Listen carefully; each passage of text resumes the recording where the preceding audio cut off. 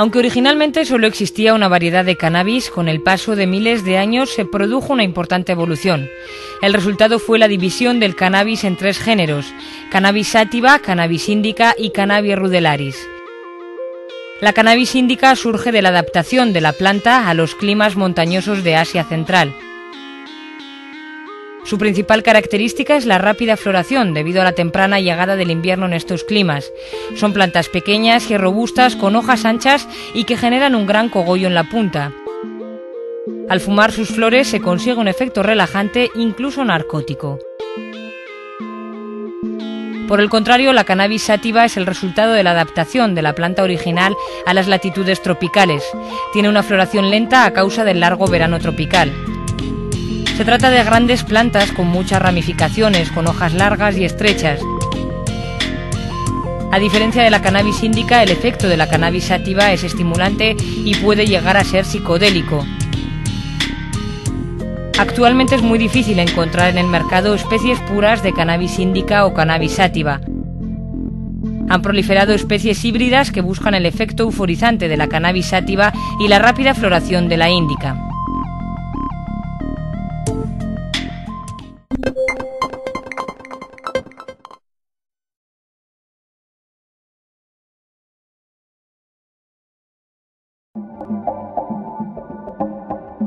El genotipo es el conjunto de los genes que posee la planta. Los genes determinan las características que se heredan. De ellos dependen la calidad, la producción, la resistencia a las plagas, el olor, el sabor y el color que van a tener las plantas. En los humanos el color de los ojos lo determina un gen. En los animales es otro gen el que determina el color de su piel. Todos conocemos por los medios de comunicación extraños casos genéticos como el del gorila albino copito de nieve. Observa este extraño ejemplar. Es una planta de cannabis albina. El extraño fenómeno genético es apreciable en el color de las hojas. Son blancas y verdes. Aunque pueda parecer lo contrario, es un ejemplar sano que crece como las demás plantas. Es difícil encontrar un buen genotipo. Para llegar a él han sido necesarios multitud de cruces entre plantas. Además, posteriormente hay que estabilizar la especie. La estabilización de los genes asegura que cada semilla que se compre conseguirá un genotipo determinado. Los bancos de semillas realizan cruces durante años entre las mejores plantas del mundo hasta conseguir un buen genotipo. De esta manera, en pocos años logran cruzar lo que a la naturaleza le hubiese costado siglos. Es la reproducción selectiva. Es importante señalar que los bancos no manipulan genes, es decir, que las semillas que se encuentran en el mercado no son transgénicas. La selección del genotipo se realiza mediante la reproducción sexual de las mejores plantas. Una vez estabilizado el genotipo, se lanza al mercado con un nombre. Si, por ejemplo, se adquiere una semilla de Jack Herer, de Sensi Seeds, se está comprando una genética compuesta por un 50% de Haze, un 37,5% de Northern Lights y el 12,5% restante de Red Skunk Strain. Es un polihíbrido muy complejo, catalogado como una de las plantas más potentes que existen. Su sabor se caracteriza por la variedad Haze. Detrás de su producción se esconde la genética de la Northern Lights. El tono anaranjado, visible en los estigmas de las flores, es muy característico en las variedades skunk. Si no fuera por la genética que aporta la variedad índica Northern Lights, su floración sería mucho más larga. En fin, cultivadores, el genotipo es la teoría genética de las plantas, animales y personas, pero como es bien sabido, una cosa es la teoría y otra muy distinta a la práctica.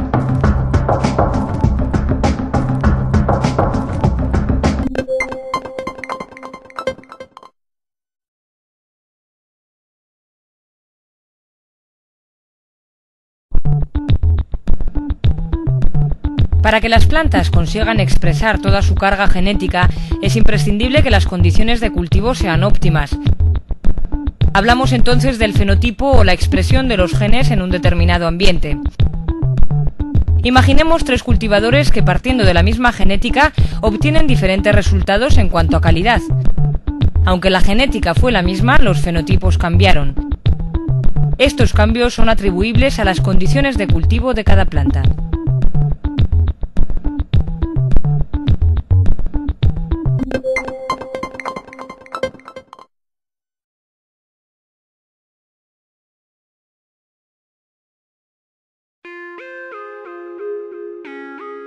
El primer paso consiste en la selección de las semillas. Solo se germinarán aquellas que no se quiebren con una ligera presión de los dedos.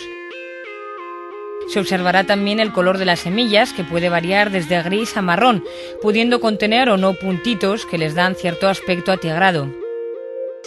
Colores blancos o claros indican una mala conservación o una baja calidad de la semilla. A continuación se procederá a la siembra de unas semillas de G13, Hash Plant, y unas semillas de Jack Flash de Sensi Seeds. Una vez constatada la calidad de las semillas, se deben hidratar, es decir, llenar de agua para que comience la vida en su interior. Un consejo muy útil es utilizar distintivos para identificar las semillas de calidad. Se pueden introducir las semillas en vasos de agua hasta que se hundan y luego sembrarlas o esperar hasta que se vea la raíz, para lo que deben transcurrir de 3 a 7 días dependiendo de la genética, la calidad y del estado de conservación de la semilla.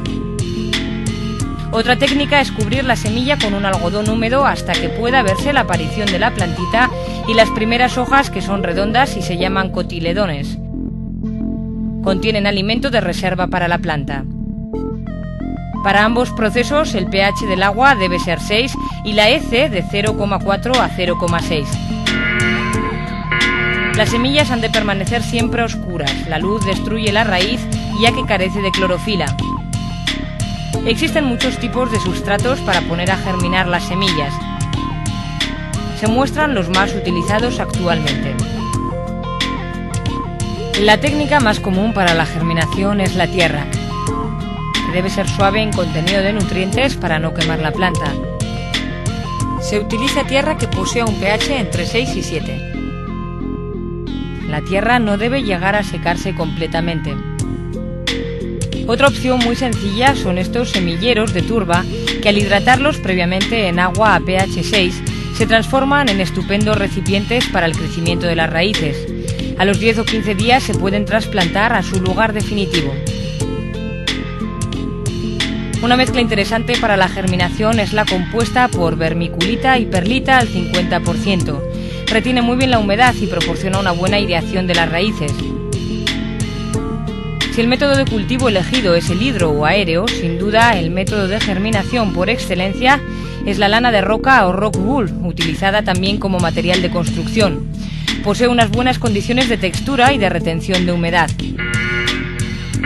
Quizás uno de sus mayores inconvenientes sea su alta toxicidad, al no ser biodegradable ni reutilizable, y su alta capacidad de retención de líquido, que en algunos casos puede llegar a pudrir los tallos de las plantas. Es necesaria una preparación de la lana antes de la siembra, por poseer esta un pH demasiado alto. Se introducen las unidades de lana de roca en un cubo lleno de agua con el pH o acidez ajustado a 5,2 durante un día aproximadamente. Se puede añadir también al agua un bioestimulador para potenciar el enraizado. Una vez transcurrido ese tiempo, la lana de roca está preparada para manipularla. Contiene un pH final de 5,8 ideal para las raíces. Se sacan del agua y se escurren a conciencia, pero guardando siempre un mínimo de humedad. A continuación se introducen las semillas o plantitas en la lana y se ponen en su correspondiente bandeja. Después se colocan las bandejas sobre el calefactor en el interior del invernadero para aumentar así la humedad tan necesaria en estas primeras fases. Las condiciones óptimas de germinación son unos 25 grados centígrados de temperatura y una humedad del 65 al 70%. El fotoperíodo se fija en 18 horas de luz y 6 de oscuridad. En condiciones óptimas las plantas pueden crecer hasta 5 centímetros al día. Hemos visitado a cultivadores que, trabajando a marchas forzadas, conectan el temporizador a 24 horas de luz constante. Si las condiciones de cultivo como temperatura, humedad y respiración son óptimas, se puede hacer que las plantas crezcan ininterrumpidamente durante el tiempo que se desee. En el caso de este cultivador, él mismo nos comenta que ha llegado a tener durante 40 días una camada de semillas bajo 24 horas de luz. Pero si las condiciones no son buenas, probablemente se dé al traste con el cultivo. Pueden transcurrir aproximadamente un mes y medio hasta que las primeras plantitas comiencen a mostrar sus preflores, indicando con ello el sexo de la planta. Una vez determinado el sexo, las plantas adquieren una edad adulta y están preparadas para la fase de floración. La aparición de las preflores coincide con la mayoría de edad de las plantas. Mientras las plantas se han ido desarrollando durante este primer mes y medio de vida, han ido consumiendo gran cantidad de nutrientes disponibles en la tierra.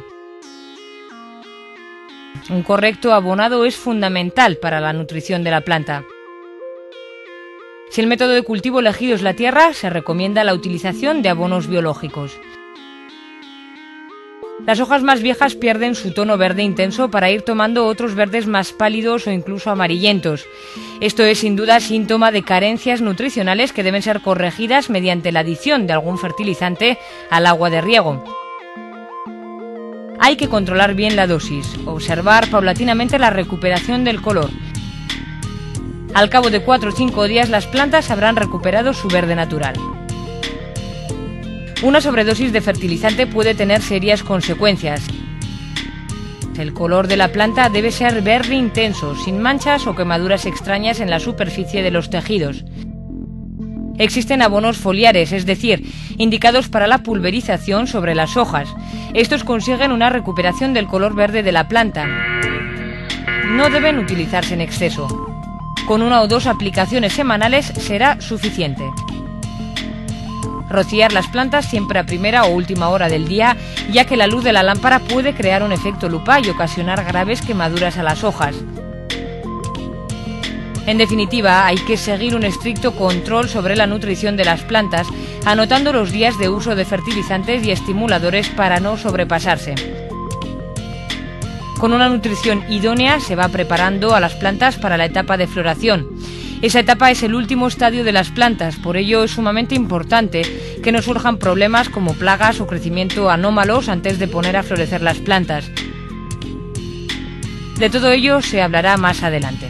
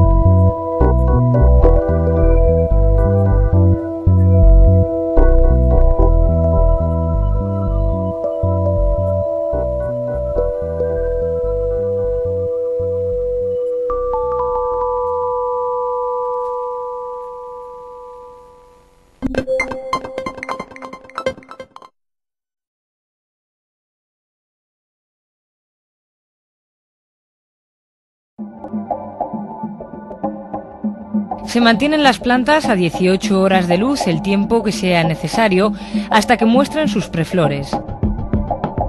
Con 16 horas de luz es posible que las preflores aparezcan antes. Las flores masculinas generalmente aparecen en menos tiempo que las femeninas. A partir del primer mes es necesario inspeccionar a diario la aparición de preflores. Las preflores se localizan en los nudos principales, muy cerca de la unión del peciolo con el tallo. El peciolo es el rabito de las hojas. Al principio, las estípulas, que son estos pelos verdes, ocultan las preflores. Los cultivadores observan con una lupa la aparición de las preflores. Los cultivadores recién iniciados pueden confundir las estípulas con las preflores femeninas. Las estípulas siempre son verdes. Las preflores femeninas generalmente son blancas. Se retiran las estípulas para ver mejor la preflor. Las preflores masculinas son más difíciles de identificar. Al principio son visibles como pequeñas bolitas unidas generalmente por un palito a la unión del nudo principal con el peciolo. Conforme se desarrollan adquieren más tamaño. Su peso hace que cuelguen. En pocos días se abren liberando su contenido. Los cultivadores retiran los machos en cuanto los detectan. Los machos suelen tener una mayor distancia internodal, aunque este hecho no es determinante. Por el contrario, la flor femenina, en sus inicios, es como una pequeña vaina llamada cáliz que se esconde detrás de la estípula. A los días surgen dos pelitos del cáliz que se llaman estigmas. Esta es la preflor femenina. También se encuentran plantas hermafroditas, es decir, que presentan las dos flores, la femenina y la masculina.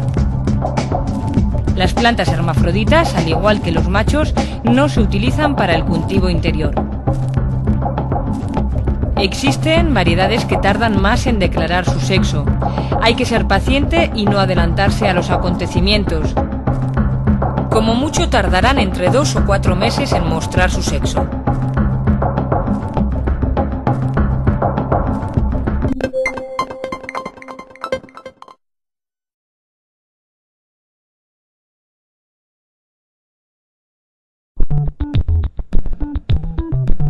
La técnica que a continuación se explica, aunque más laboriosa, no provocará en las plantas ningún efecto no deseado. Una vez que las plantas han alcanzado cierto tamaño, se extrae de cada una de ellas un esqueje con la intención de enraizarlo a 12 horas de luz y 12 de oscuridad. Se consigue que mientras el esqueje enraíce, florezca también. Así mostrará claramente su sexo en unos 10 o 15 días. Mientras, las plantas originarias de semilla se siguen manteniendo a 18 horas. El sexo del esqueje determina el sexo de la madre. Para evitar confusiones, se recomienda la utilización de etiquetas.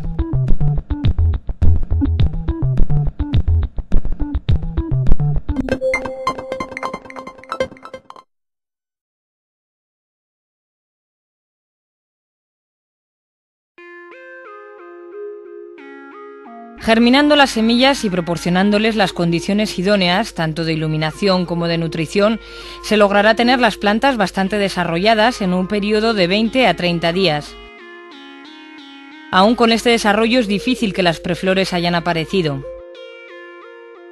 Para averiguar el sexo de las plantas de una manera precoz se puede utilizar la siguiente técnica. Reducir el tiempo de iluminación de 18 horas a 12 horas, lo que induce a las plantas a la floración. Así se consigue que internamente la planta modifique su sistema hormonal, adecuándolo para la floración. Con variedades índicas se utilizará solo de 3 a 4 días a 12 horas de luz. Con variedades sátivas, en cambio, de 5 a 6 días a 12 horas. Una vez que se vuelve a someter a las plantas a 18 horas de luz, en 5 o 10 días se empezarán a ver las preflores. Se desechan los machos y se marcan las hembras que están listas para clonar o florecer. Esa técnica puede ocasionar algún efecto secundario que a continuación se detalla. Al estar ya las plantas en periodo de floración y volver a ponerlas en fase de crecimiento, se les puede producir cierto estrés, lo que se puede traducir en un aumento significativo en el número de hermafroditas. Puede aparecer también otro fenómeno bastante curioso, como es el de la revegetación. que consiste en la recuperación del crecimiento de brotes y hojas, en el que los tejidos crecen retorciéndose sobre sí mismos hasta recuperar un ritmo normal de crecimiento transcurridos 15 o 30 días. Es importante destacar que las variedades sátivas apenas sufren estas alteraciones, o al menos las superan más fácilmente que las variedades índicas. Estas, al ser tan leñosas y compactas, tardan más en desarrollar nuevos brotes, pudiendo llegar a encontrar variedades irrevegetables, es decir, variedades índicas puras o casi puras, incapaces de desarrollar ya nuevos brotes. Por esta razón se utilizarán muy pocos días, solo 3 o 4, para inducirlas a floración. Cuanto más avance la floración, más difícil se hará la revegetación. Revegetar las plantas tiene claros efectos negativos sobre ellas. El sistema inmunitario de la planta se ve dañado seriamente. Estas plantas serán mucho más susceptibles a la aparición de hongos y enfermedades. Además, tiene efectos negativos sobre el sabor, el olor y la producción que vayan a tener las plantas.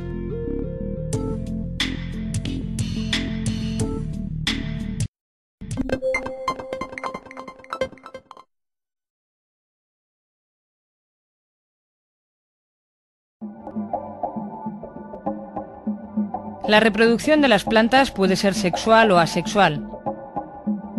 La reproducción sexual es la que se hace mediante el cruce de machos y hembras.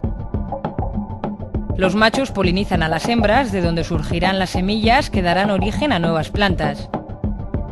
La reproducción asexual es la que se realiza mediante técnicas como la clonación o la micropropagación. Hablemos en primer lugar de la clonación. Todos hemos oído hablar de los esquejes, pero ¿qué es un esqueje? Un esqueje es la técnica de reproducción asexual que consiste en cortar ramas de las hembras que más nos gusten y mediante la aplicación de hormonas hacer que estas ramas produzcan raíces y se conviertan en plantas. Por lo tanto, la genética es la misma que la genética de la madre de donde fue obtenida. Si la edad de la madre es de 6 meses, la edad del esqueje es la misma, aunque parezca una planta recién nacida. Para saber si una hembra nos gusta, la mejor manera es probarla. Nos fijaremos en factores como el efecto producido, el sabor, el olor, la producción, el ritmo de crecimiento y la rapidez de su floración, la resistencia a enfermedades y plagas y otros factores en los que podamos estar interesados. Sin lugar a dudas, la clonación es el mejor método de reproducción. Con unas buenas madres y unas condiciones de cultivo óptimas se obtendrán tantos esquejes como se desee. La mayor ventaja de la clonación es que se puede poner a florecer la planta con apenas 10 centímetros de altura, siendo esto imposible con plantas de semilla. Lo importante en sí no es el tamaño, sino la edad del clon o esqueje, ya que tiene exactamente la edad de la madre. Una planta originaria de semilla con 10 centímetros tendrá a lo sumo 1 o 2 semanas. Todavía no habrá mostrado su sexo y por lo tanto no estará lista para la etapa de floración. Además, se sabe que para que una planta alcance su madurez es necesario que transcurran de 2 a 3 meses en periodo vegetativo o periodo de 18 horas de luz. Por otro lado, una planta con más edad puede desarrollar más cannabinoides. Para ver todo esto con más detenimiento, se muestra cómo extraen los esquejes los siguientes cultivadores.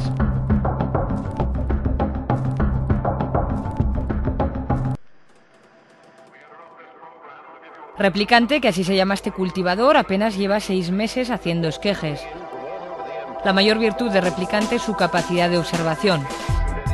Durante todo ese tiempo se ha interesado por las necesidades de las plantas hasta dar poco a poco con lo que mejor le sienta. Su último cultivo contiene 14 madres seleccionadas a su vez por otros amigos. Replicante tiene 6 madres de Jack Herer y 2 de Super de Sensi Seeds. También 2 madres White Widow y una Super Silver Haze, 3 madres Blueberries y 2 AK-47. El método elegido para mantenerlas son 2 equipos hidropónicos de General Hydroponics, aunque con algunas variaciones, ya que previamente se instaló la maquinaria sobre unas plataformas giratorias para facilitar la manipulación de equipos y plantas. Ya que sus madres iban a tener un buen tamaño en un futuro no muy lejano, decidió disminuir el número de cubetas de cada hidropónico y aumentó la separación entre las cubetas para dotar a las plantas de más espacio entre sí. Estas decisiones tuvieron sin duda repercusiones en sus resultados. Replicante moldea y corta periódicamente sus plantas. Para moldearlas, cuelga de ellas piezas de peso para orientar el crecimiento hacia donde él desee y corta regularmente las yemas de las plantas.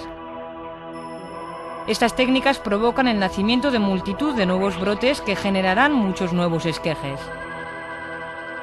Siempre mantiene un fotoperíodo de 18 horas de luz y 6 de oscuridad, aunque confiesa que para aumentar aún más el crecimiento también las ha mantenido en algunas ocasiones 7 días con luz ininterrumpidamente. El sustrato es Arlita de General Hydroponics. Dice que le gustan sus características para mantener unas buenas madres. Según él, las madres crecen mucho, siempre hay esquejes que cortar. Es posible que con un golpe brusco en las cubetas se parta el cepellón de raíces. Se debe tener cuidado cuando las plantas son muy grandes. La alimentación es también de General Hydroponics. Nunca sobrealimenta las plantas y mantiene el pH estable en 6. Cada 15 días elimina los restos del tanque y de paso lava las raíces durante un día y vuelve a alimentarlas. Esto no requiere de un gran esfuerzo, pero sí de un control en la anotación de las fechas y las atenciones. Unos 4 días antes de cortar los futuros esquejes disminuye el nivel de la alimentación, diluyendo con agua el contenido del tanque para, según dice, disminuir los niveles de nitrógeno en la planta. Así los clones saldrán más resistentes. Su porcentaje de mortalidad es aproximadamente del 3%. Cuando corta las ramas utiliza unas tijeras afiladas y limpias y corta todas las ramas de aproximadamente el mismo tamaño. Le encanta la uniformidad en su trabajo. Utiliza un cicatrizante en gel que aplica con un pincel para una rápida regeneración de los tejidos dañados en los cortes. Conforme las ramas son cortadas, las introduce en un vaso con agua a pH 6. Replicante ha probado muchos sustratos para hacer esquejes y aunque hay otros que también le gustan, él prefiere la comodidad de la lana de roca. Por su manejabilidad y su bajo precio es el método escogido. Advierte que de no escurrir bien las lanas, el tallo puede pudrirse fácilmente en menos de medio día. Sumerge las lanas un día en un cubo con agua a pH 5,2. Pasado este tiempo las escurre de una en una y las coloca en la bandeja. Una vez que los esquejes han estado un día en agua y en la oscuridad, comprueba la salud de cada uno. Hace unos grandes esquejes y les da un trato casi personalizado. Siempre anota la variedad en unas etiquetas que no se destruyen con el agua. Una vez que toda la instrumentación está a su alcance, comienza con el clonado o esquejado. Coge las ramitas de una en una con gran precisión. Corta las hojas y las ramas del nudo que va a ir dentro de la lana de roca. Siempre levanta una capa de piel en cada esqueje para favorecer la aparición de raícitas y según él esta técnica funciona. Para que este corte sea limpio utiliza un bisturí, un cúter o una navaja afilada. Luego corta las hojas por la mitad con unas tijeras, proceso al que él llama peluquería, con el fin de evitar la deshidratación del esqueje mientras éste desarrolla las pequeñas raíces. Al disminuir la superficie de la planta, esta, por así decirlo, tiene menos espacio por donde transpirar y deshidratarse, ya que aún no cuenta con raíces para poder absorber agua. Una vez hecho esto, impregna con un pincel las hormonas de enraizamiento, llamadas Clonex, sobre la superficie del tallo, donde previamente cortó con el bisturí los brotes del nudo. Basta con muy poca cantidad para que se den los cambios hormonales. Después vuelve a cortar el tallo con el bisturí a 45 grados para que el agua pueda fluir sin dificultad desde abajo hasta arriba. Introduce el esqueje en la lana dándole consistencia para que no oscile dentro de ella. A continuación son llevados al invernadero correspondiente donde los mantendrá a un 80% de humedad y a 20 grados centígrados de temperatura. Comenta que prefiere tenerlos a una temperatura menor durante los 3 o 4 primeros días, ya que así previene la deshidratación. En estos días no es necesario ventilar los esquejes. Conecta una manta eléctrica especial que mantiene las lanas siempre a 26 grados. Con esta diferencia de temperatura entre los esquejes, que están a 20 grados y las lanas a 26, intenta estimular la aparición de las raíces. Coloca los fluorescentes a 10 o 15 centímetros de la planta durante 18 horas y los apaga durante las restantes 6 horas del día. Utiliza una combinación de un fluorescente Sylvania Grolux y 2 fluorescentes trifósforos. Para conseguir que los primeros días los esquejes estén a 20 grados de temperatura, los coloca en el suelo donde el aire es más fresco. Transcurridos los 4 primeros días, pasa al invernadero con los esquejes a la parte superior encima de la mesa, donde el aire es 2 o 3 grados más caliente. Han pasado ya los días más críticos y los cambios celulares se están produciendo en el tallo. Las raíces comienzan a aparecer. Se hace necesario ventilar a diario los esquejes. La humedad se sigue manteniendo al 80% aproximadamente.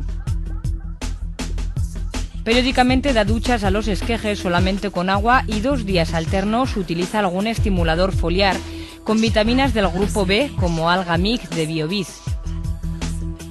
Este producto en concreto le gusta mucho ya que consigue que sus esquejes recuperen el tono verde después del shock del enraizado. Se puede pulverizar con agua tantas veces como se requiera. En los meses calurosos quizás sea necesario apagar las mantas para que no suba demasiado la temperatura. Si todo va bien, a los 7 u 8 días es posible ver las raíces atravesando la lana de roca. Estas deben ser de un blanco impoluto. Una vez que el esqueje muestra la raíz ya es posible trasplantarlo al lugar de crecimiento, pero al replicante le gusta desarrollar un sistema de raíces más potente. Para ello se sirve del Rainforest de General Hydroponics. Coloca aquí sus esquejes con la aparición de las primeras raíces y conecta el riego 15 minutos sí y 15 no. Así estimula el crecimiento de largas cabelleras. El pH es siempre 6 y utiliza dosis bajas de fertilizantes para no quemar las plantas. Poco a poco va aumentando la intensidad lumínica y el alimento para que así empiecen a crecer. Primero le suministra luz de 400 vatios de halogenuro a 1 metro de distancia. En 1 o 2 días comienza a disminuir la distancia de la lámpara. Casi se les puede ver crecer. En 3 días de Rainforest desarrollan unas largas raíces. Podrían estar ya preparadas para la floración.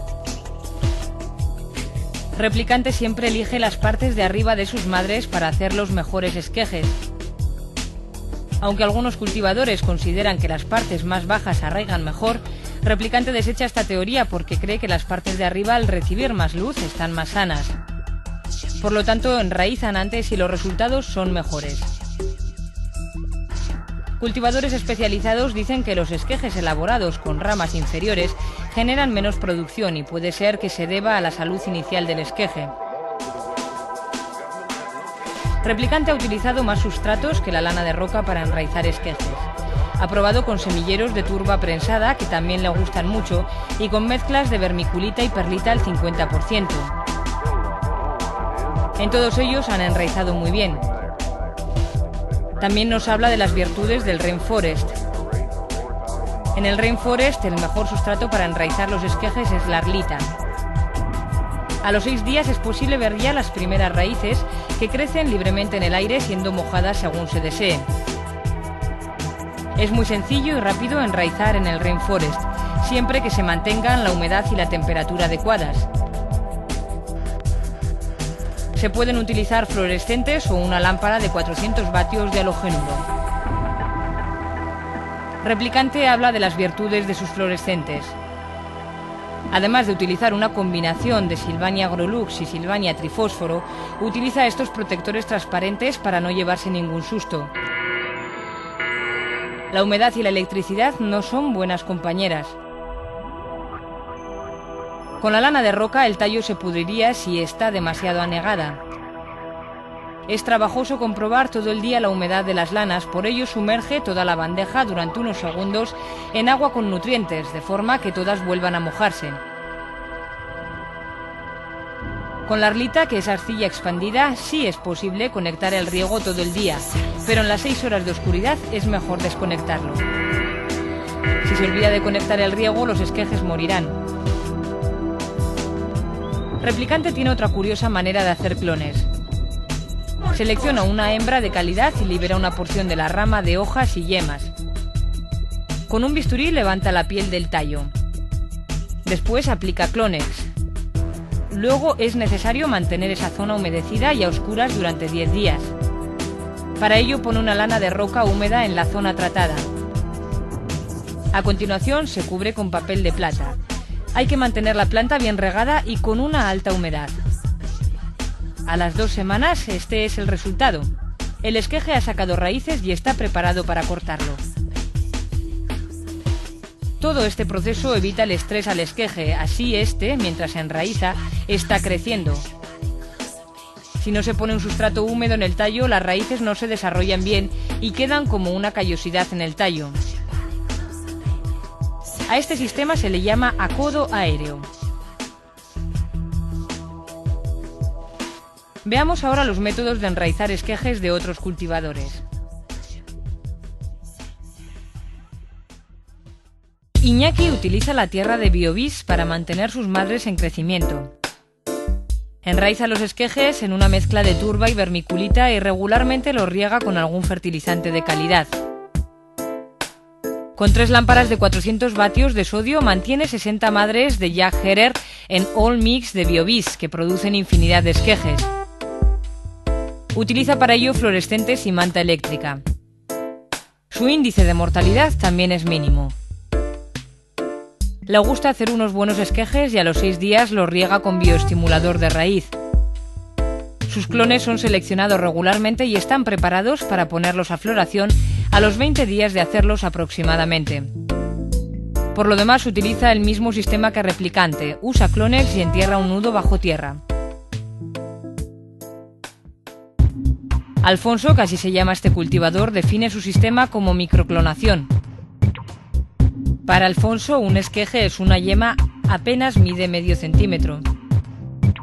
Pasa todas las yemas al agua nada más ser cortadas. Todas carecen de nudo. Su sistema es curioso y su índice de mortalidad también es mínimo. Aplica las hormonas en el minúsculo tallo y luego las introduce en una mezcla húmeda de turba y vermiculita. Aproximadamente 15 días más tarde decide trasplantar los esquejes a otro semillero de mayor tamaño con la misma mezcla de turba y vermiculita. Observa entonces la aparición de pequeñas raíces en el tallo, a esto lo llama repique. Alfonso ve la aparición de nuevas yemas en cada esqueje después de aparecer la primera raíz. Alfonso espera el segundo repique, que coincide con el pleno crecimiento de la planta. Los esquejes de Replicante están listos para la fase de floración a los 12 días de hacerse. Los de Alfonso tardan unos 30 días en enraizar y crecer para poner a florecer. Cada madre da a Replicante unos 100 esquejes al mes. A Alfonso cada madre le produce 300 microesquejes al mes.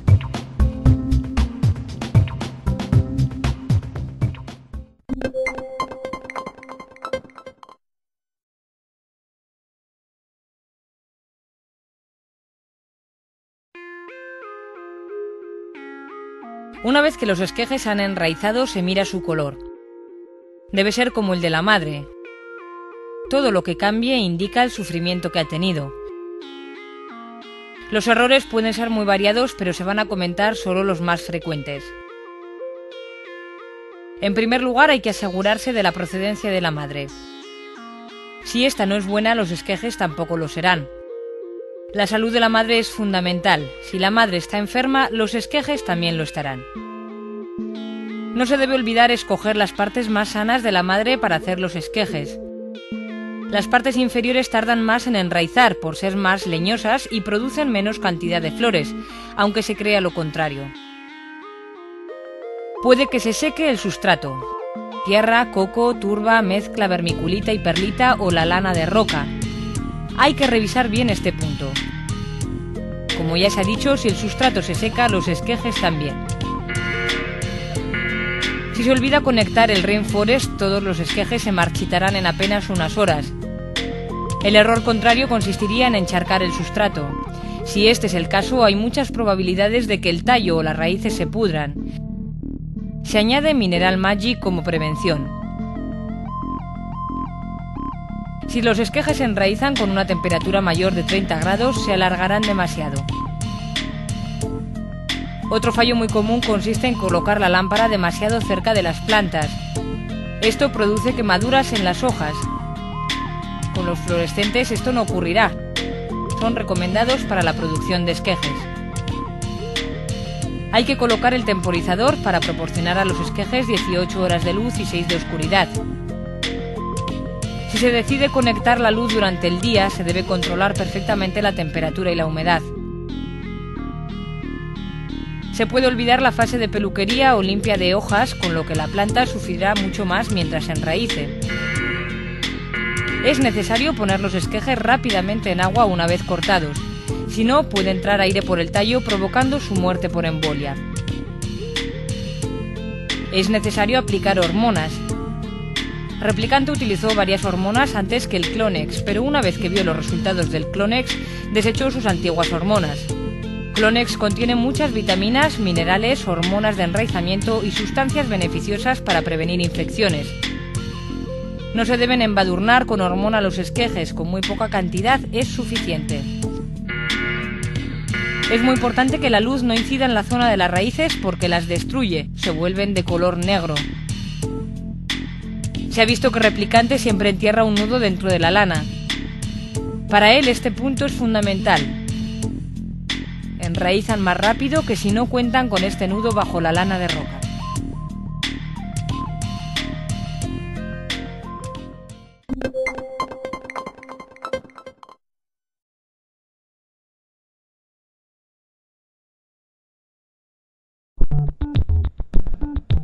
Sin ninguna duda, los esquejes son la mejor solución para el cultivo indoor. Sus ventajas son enormes sobre las plantas de semilla. Los esquejes se pueden poner a florecer con un tamaño muy pequeño y una edad adulta. Por otro lado, con las plantas de semilla es inevitable que alcancen demasiado tamaño antes de pasar a la fase de floración. Al final acaban siendo demasiado grandes, generando flores compactas solo en la punta, que es la zona mejor iluminada. La zona inferior da muchas ramas con hojas y flores pequeñas. Se tarda como mínimo un mes más en cosechar, debido al largo tiempo de crecimiento necesario para que muestren su sexo. Se gastan más luz y fertilizantes y se emplean más horas en los cuidados.